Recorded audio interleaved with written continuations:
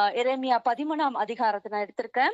முதல் 11ஆம் வசனம், முதல் 1லிருந்து 11 வசனங்கள் வரைக்கும் வாசிக்க நேரம் இல்ல. நிறைய வசனங்கள் இருக்கு, 11 வசனம் இருக்கு. அதனால நம்ம செய்திக்கு நேரா கடந்து போலாம். இந்த 11 வசனங்களும் கர்த்தர் எரேமியாவுக்கு சொல்ற வார்த்தைகள். கர்த்தர் எரேமியாவுக்கு சொல்லுகிற தன்னுடைய ஜனங்கள் எவ்வளவாய் பின்வாங்கி போயிருக்காங்க, எப்படியாய் அவருடைய ரட்சிப்பை மறந்து பின்வாங்கி போயிருக்கிறாங்க, எப்படிப்பட்ட நிலையில பின்மாற்றத்து நிலையில இருக்கிறாங்க என்று சொல்லி ஒரு எச்சரிப்பின் வார்த்தையை கர்த்தர் எரேமியாவுக்கு நேராக சொல்றாரு. கர்த்தர் எரேமியாவுக்கு சொல்றாரு, நீ போய் ஒரு சணல் கச்சையை வாங்கி அதை என்ன செய், உன் அறையிலே கட்டிக்கொள். உன் அறைனா உன் இடுப்புல அதை கட்டிக்கொள். ஆனா அது தண்ணீர் படக்கூடாது, அதுல தண்ணீர் படாம நீ பாத்துக்கோன்னு சொல்றாரு. அப்படி கர்த்தர் எரேமியாவை நோக்கி சொல்லும் போது எரேமியா அந்த வார்த்தைக்கு கீழ்ப்படிந்து அவன் போய் ஒரு கச்சையை காசு கொடுத்து வாங்கி அதை அவன் அறையில என்ன செய்யறான், கட்டி கொள்கிறான். அறை என்றால் தன்னுடைய இடுப்புல தன்னுடைய சரீரத்தின் மேல அது மறைவா இருக்கிறதுக்காக அதை கட்டி கொள்கிறான். இப்படி எரேமியா கர்த்தருடைய வார்த்தை கீழ்ப்படிந்து கர்த்தர் சொன்ன அந்த அறையை காசு கொடுத்து வாங்கி அதை தன் இடுப்புல கட்டி கொள்கிறான். திரும்பவும் 2ஆம் விசை கர்த்தருடைய வார்த்தை எரேமியாவுக்கு உண்டாயிடுச்சு. திரும்பவும் கர்த்தர் என்ன சொல்றாருன்னா, நீ வாங்கின அந்த அறையை என்ன செய்யணும், கச்சையை எடுத்துக்கொண்டு நீ எழுந்து உட்கார்ந்து இருக்கிற, நீ எழுந்து ஐப்பிராத் நதிக்கு போ. அந்த நதியில ஒரு கண்மலையின் வெடிப்புல அந்த கச்சையை நீ ஒளித்து வைன்னு சொல்றாரு. அப்போ மறுநாள் ஆண்டோட வசனத்தை வார்த்தைய எரேமியா கேட்ட உடனே அவன் எழுந்து என்ன செய்யறான், அவன் கர்த்தர் கட்டளையிட்ட அந்த ஐப்பிராத் நதிக்கு போய் அந்த நதியின் ஓரத்துல அந்த கச்சை என்ன செய்யறான், ஒளித்து வைக்கிறான். அப்போ திரும்பவும் அநேக நாள் சென்ற பின் மறுபடியும் 3ஆம் விசை கர்த்தருடைய வார்த்தை எரேமியாவுக்கு வந்தது. அப்போ திரும்பவும் கர்த்தர் எரேமியாவை நோக்கி சொல்றாரு, நீ எழுந்து மறுபடியும் நீ எழுந்து ஐப்பிராத் நதிக்கு போ. அங்கே நீ என்ன செய்த, ஒளித்து வைத்த அந்த உன் கச்சையை என்ன செய்ய, அங்க இருந்து நீ எடுத்துக்கொண்டு வா என்றார். மறுபடியும் கர்த்தருடைய வார்த்தைக்கு கீழ்ப்படிந்தவனா எரேமியா ஐப்பிராத் நதிக்கு போய் தான் ஒளித்து வைத்த அந்த கச்சையை மறுபடியும் அவன் எடுத்து அதை கொண்டு வரான். அப்பொழுது ஒளித்து வைத்த அந்த கச்சையை எடுத்துக்கொண்டு வந்த அவனுக்கு ஒரு பெரிய அதிர்ச்சி. அந்த கச்சை கெட்டு போய் பழுதடைந்து ஒன்றுக்கும் உதவாமல் போன ஒரு கச்சையா அந்த கச்சை காணப்பட்டது. இப்படிதான் நம்முடைய வாழ்க்கையிலும் கர்த்தர் நமக்கென்று ரட்சிப்பின் கச்சையை, ஒரு கச்சையை நமக்கு கொடுத்திருக்கிறாரு. நாம் அனைவரையும் கர்த்தர் அவருடைய ரத்தத்தினால அவருடைய ரத்தத்தினால் நம்மளை சுத்திகரித்து பாவ மன்னிப்பினும் பெரிய ஒரு வஸ்திரத்தை, ரட்சிப்பின் வஸ்திரத்தை, ரட்சிப்பின் கச்சையை நமக்கு அவர் உடுத்தி வைத்திருக்கிறார்.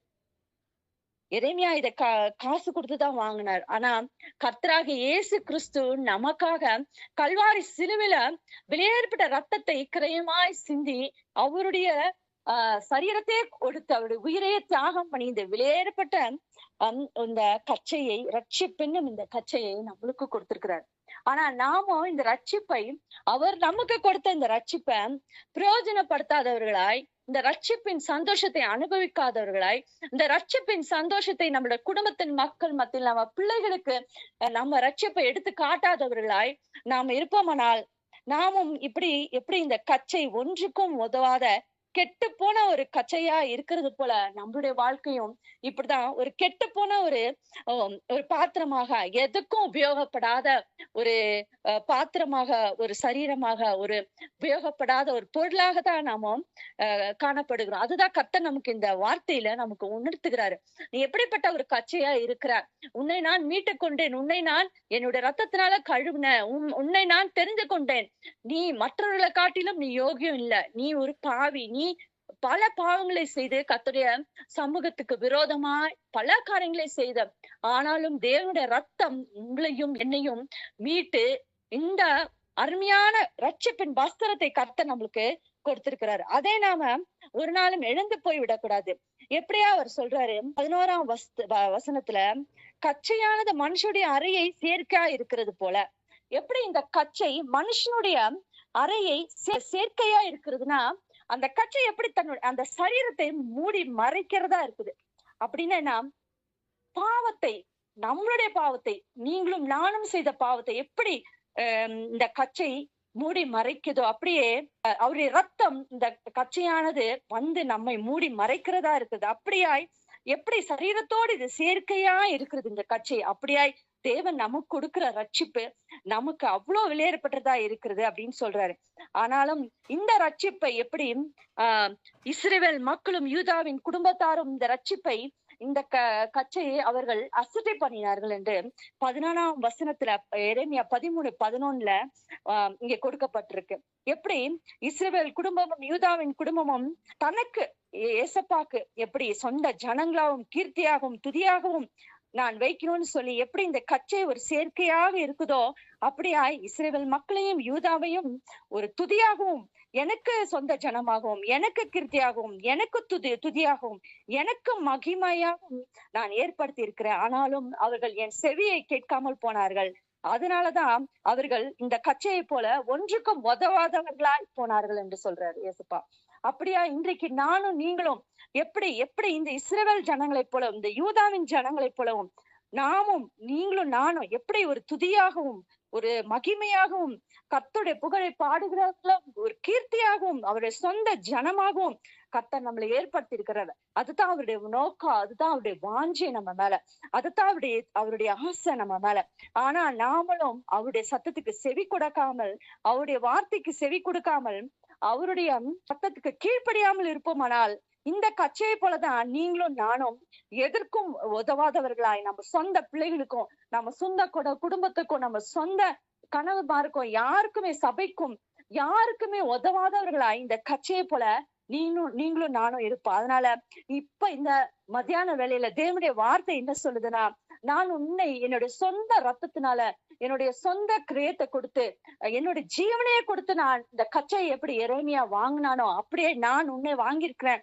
எதற்காகனா என் கீர்த்தியையும் என் புகழ்ச்சியும் எனக்கு சொந்த ஜனமாகவும் எனக்கு சேர்க்கையாகவும் என் மகிமைக்காக உன்னைய நாட்டி இருக்கிறேன். ஆனா நீயோ என் வார்த்தைக்கு செவி கொடுக்காமல், என்னுடைய சத்தத்துக்கு செவி கொடுக்காமல், என்னுடைய வார்த்தைக்கு கீழ்ப்படியாமல், என் கட்டளைகளுக்கு கீழ்ப்படியாமல் உன்னுடைய சொந்த இஷ்டத்தின்படி நீங்களும் நானும் வாழ்ந்து கொண்டிருப்போமானால் கண்டிப்பா நாமும் இந்த கச்சையை போல ஒன்றுக்கும் உதவாதவர்களாய், ஒன்றுக்கும் அவருடைய சித்தத்தை செய்ய முடியாதவர்களாய், அவர் நம்மை எடுத்து பயன்படுத்தணும்னு நினைக்கும் போது நாம் அவருடைய சித்தத்துக்கு ஏற்படாதவர்களாய், அவருக்கு ஒன்றுக்கும் உதவாதவர்களாய் நாமும் இருப்போம். அதனால இந்த நேரத்துல இந்த எச்சரிப்பின் சத்தத்தை நாம கேட்போம், தேவனுக்கு செவி கொடுப்போம். தேவன் எப்படியாய் நம்மளை உபயோகப்படுத்த விரும்புகிறார், எப்படியாய் அவருக்கு கீர்த்தியாக புகழ்ச்சியாக மகிமையாக வைக்கணும்னு அவர் நினைக்கிறாரோ அதே மாதிரி நாமும் இருப்போமாக. கடைசியா ஒரு வசனத்தை நான் சொல்றேன். 32ஆம் சங்கீதம் 1ஆம் வசனம், எவனுடைய மீறுதல் மன்னிக்கப்பட்டதோ எவனுடைய பாவம் மூடப்பட்டதோ அவன் பாக்கியவான். எப்படியா இந்த கச்சை சரீரத்திற்கு ஒரு சேர்க்கையா இருந்து அவருடைய ரட்சிப்பு, அவருடைய ரத்தம் எப்படி சேர்க்கையா இருக்குதோ அதே மாதிரி எவனுடைய பாவம் மன்னிக்கப்பட்டதோ, எவனுடைய மீறுதல் மன்னிக்கப்பட்டதோ, எவனுடைய பாவம் மூடப்பட்டதோ அவன் பாக்கியவான். அப்போ நாம கர்த்தருடைய ரத்தத்தினால, அவருடைய ரத்தத்தின் மகிமையினால நம்ம மூடப்பட்டிருக்கோம். நம்மளுடைய பாவம் அவருடைய ரத்தத்தினால மூடப்பட்டிருக்கு. எப்படி இந்த கச்சை சரீரத்தை மூடனதோ அப்படியா அவருடைய ரத்தமும் அவருடைய எல்லாவித ஒவ்வொரு சொட்டு ரத்தமும் நம்மளை மூடி இருக்கிறாரு. நம்முடைய பாவத்தை அவர் மூடி இருக்கிறார். நம்மளுடைய கச்சையை போல நம்மளை மூடி இருக்கிறார். கண்டிப்பா நாம அவருடைய ரத்தத்தினால கழுவப்பட்டு மீட்கப்பட்ட சொந்த ஜனமா இருக்கிறோம். புகழ்ச்சியாகவும் கீர்த்தியாகவும் கர்த்தர் நம்மளை வைக்கணும்னு ஆசைப்படுறார். நாம எப்படியா இருக்கிறோம்? இந்த கச்சையை போல ஒன்றுக்கு உதவாதவர்களா இருக்கிறோமா? இல்ல நாம அவருடைய செவியை சத்தத்தை கேட்டு அவர்களுக்கு கீழ்ப்படிந்து நாம இருதயம் கடினப்பட்டு இருக்குதா, என்ன எப்படிப்பட்ட இருதயம் உள்ளவர்கள் அங்க இருக்கிறோம்னு சொல்லி இந்த நேரத்துல நாம ஆராய்ந்து பார்ப்போம். தேவன் தாமே இந்த வார்த்தைகளை ஆசீர்வதிப்பாராக. ஆமென்.